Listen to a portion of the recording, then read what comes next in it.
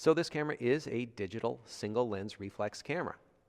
And one of the most important parts about that is that it has one main lens that the light is traveling through. It's a very high quality lens, and that is how you view the camera, you view the image as well as take the picture. Now there are lots of different lenses. There are wide angle lenses, there are telephoto lenses, and there are zoom lenses. And there's a lot more in lenses, but unfortunately this class doesn't have time to talk all about the lenses, which is a great subject.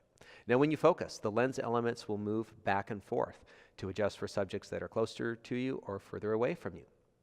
Within the lens is an aperture unit. It's basically a hallway of light that can open and close. It never closes completely, but it allows you to control the amount of light coming in the lens. And so if we have a lens that starts at 1.4 and is wide open, and as we close down, each f-stop or aperture setting will close the amount of light and reduce it by 50%, excuse me, by 100%, 50%, sorry. 100%, that'd be a lot of light. Basically, you're doubling or you're cutting the amount of light in half with each of these aperture changes. And so it's a great way for controlling light coming in the lens. Now the second thing is that this aperture also controls the depth of field. And so if we were to take this imaginary lens and open it up to f1.4, it would have a very shallow depth of field.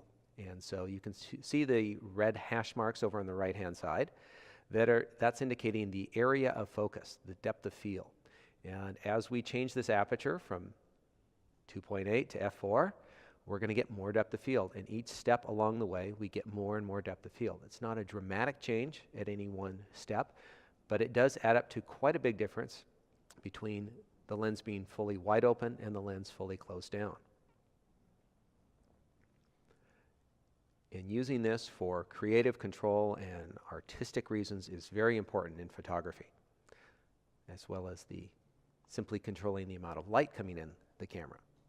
So back to our camera. As light comes in through the lens, it will then hit the mirror, and that is the reflex portion of the digital single lens reflex.